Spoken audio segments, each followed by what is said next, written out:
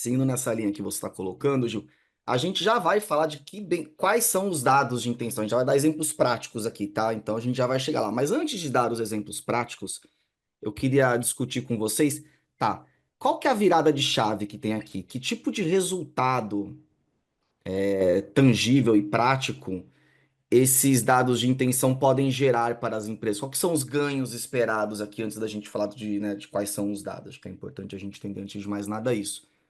Hack, na tua visão aí, o que que você entende que são os principais ganhos para uma empresa B2B ao adotar no seu marketing e vendas também, por que não, né? O uso mais intensivo dos dados de intenção. Eu acho que tem vários ganhos, Gui. Eu acho que a primeira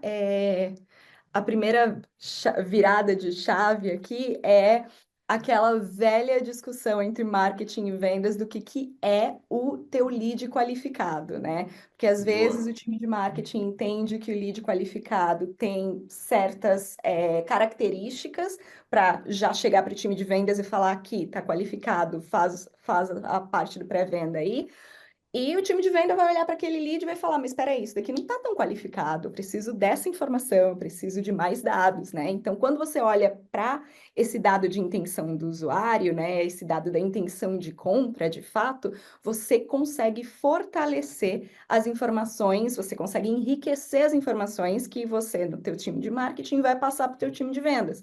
Isso já ajuda na primeira conversa, numa conversa de discovery, num contato mais direto com o lead, e quando o lead está mais quente, vamos dizer assim, para receber essa conversa, né? Uma outra coisa que a gente sempre olha aqui na HubSpot, quando a gente fala de jornada de compra, é quão aquecido aquele lead está para uma conversa, né? Como o Giuliano mencionou agora há pouco, olhando para esses 5% do mercado que está pronto, né, para receber a tua ligação de discovery, para receber a tua prospecção, como é que a gente sabe onde é que está esses 5%, né? Como é que a gente entende onde é que essa oportunidade está dentro do mercado para a gente chegar nesse lead no momento certo, né?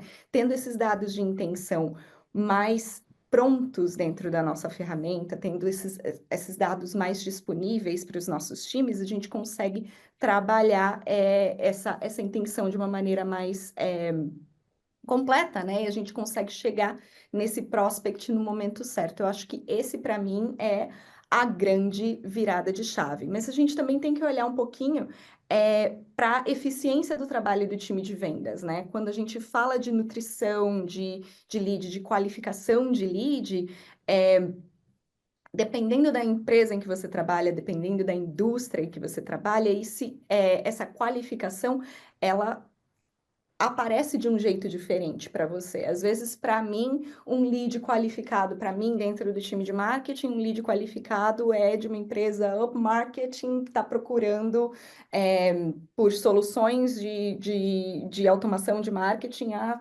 3 meses. Para um concorrente, esse lead qualificado pode ser alguém que está procurando por essas soluções por menos tempo, por mais tempo, que já Uhum. entrou na página, que já interagiu com o time de vendas e esfriou. Então, dependendo do teu software, dependendo do teu produto, da tua oferta, da demanda de mercado, esse lead qualificado ele vai ser muito diferente, né? Quando a gente olha para a intenção do usuário, para os dados de intenção e para enriquecimento de dados também, que eu acho que a gente vai chegar lá daqui a pouco, eu acho que esses são, para mim, os fatores mais importantes para a gente considerar. Legal. Aliás, nos projetos de dados de intenção que a gente faz na Conversa Tech, o primeiro passo é justamente isso que tu falou, Hack, porque não é assim, o padrão de um dado de intenção, de comportamento, os indícios padrões são esses, e atingiu isso, vai para tua área comercial. Não, porque cada empresa tem uma característica, um ciclo de venda diferente, uma complexidade de produto, e aí, obviamente, você vai ter que fazer uma composição dos dados de intenção que fazem sentido para aquela empresa. E, então, realmente, Uhum. esse é um E dos aí a primeiros gente trabalhos que a gente tem que volta, fazer. né?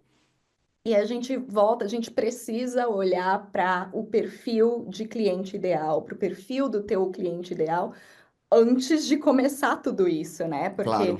se eu pego o perfil de cliente ideal do meu concorrente e adoto ele automaticamente como meu perfil, sem saber quais são os diferenciais que são as vantagens comerciais que eu ofereço, sem saber a história do meu potencial cliente ou dos meus clientes que já tiveram sucesso com a minha ferramenta, eu tô mirando no alvo errado, né? Então, eu estou Exato. desperdiçando aí o tempo do meu time de Esse é marketing, o primeiro do meu passo aí. Não, time de vamos vendas. combinar o alvo. É. Que ele não. Exato, exatamente. Eu acho que isso tem ganhado cada vez mais peso. A gente sempre cobra, né? Enfim, essa é uma questão de conhecer bem o cliente, ter o seu ICP, isso tudo é algo mapeado a jornada, é algo que a gente fez e segue fazendo bastante para cliente. E aqui a coisa começa a ficar complexa, né? Quando você consegue chegar nesse nível de complexidade, se você errar isso, você errou praticamente tudo, né? Aqui Tudo. tem uma Esquece. construção enorme e vai ficando cada vez mais complexo e arrumar isso, né, vai ficar cada vez mais difícil. Então, ter uma boa base é importante. A gente estava comentando sobre né, as vantagens. Eu Uhum. complementaria só que do ponto de vista, né, de, bom, a nossa empresa, né, chama Conversa Tech, né, o programa chama Conversa B2B, e não à toa, porque a gente acredita nessa proximidade, nesse diálogo próximo, numa conversa verdadeira, né, de valor, e com os dados de intenção, o que para a gente é algo que nos enche de ânimo, vamos dizer assim, você consegue ter conversas realmente verdadeiras, né? Não cabe o genérico mais, né? Você consegue aí você criar realmente vínculo, ter contexto e conseguir gerar essa aproximação da melhor forma possível. Então a gente está chegando nesse nível de atuação, né, onde, para nossa alegria, acho que para a Hack também, a comunicação ganha cada vez mais, volta a ter um pouco de mais protagonismo, dado que não tem mais fórmula mirabolante. Então, cara, conhecer bem, coletar os melhores dados possíveis para você ter contexto e fazer uma abordagem mais dentro da realidade daquele prospect, né, que você conseguir, né? E isso vai gerar um engajamento e desdobrar em negócio, como é a vida, né, desde sempre do B2B, desde quando não havia internet, né? Era a visita, gerava essa relação, essa proximidade, e isso hoje com dados você consegue gerar. É. Tem um outro uso que eu acho super inteligente dos dados de intenção, que é para respaldo das decisões de marketing, que não é nem de o que vai para o comercial necessariamente, mas, por É, exemplo, cara, eu vou fazer um evento. Quem que eu vou convidar para o evento? Os dados de intenção é uma puta fonte maneira de você falar, cara, essas empresas elas estão num dado de intenção super interessante, elas estão de olho na minha empresa, eu vou chamar. Porque é muito comum que para evento, às vezes você vai lá e pede para comercial, indiquem aí as empresas. O comercial não está olhando essas empresas. Eles vão chamar sempre a mesma. O Gil dá esse exemplo. Vai chamar sempre as mesmas empresas e as mesmas pessoas dentro das mesmas empresas. Via de regra, claro, né? Tem as exceções. Então ele começa a ser também uma fonte de apoio a esse tipo de tomada de decisão. Ou quais contas eu poderia migrar para um programa de ABM, por exemplo? Cara, tem umas contas que tem um porte super legal, um puta fit comigo, estão num nível de intenção super interessante. Deixa eu trabalhar um pouco mais elas numa iniciativa de ABM. Então, de fato, vira um ativo ali importante para o marketing, né? Mesmo para tomada de decisão. E, obviamente, o uso que a Hack citou ali de também, ó, manda pro comercial que esse pessoal tá num momento super interessante de ser abordado ali e tal.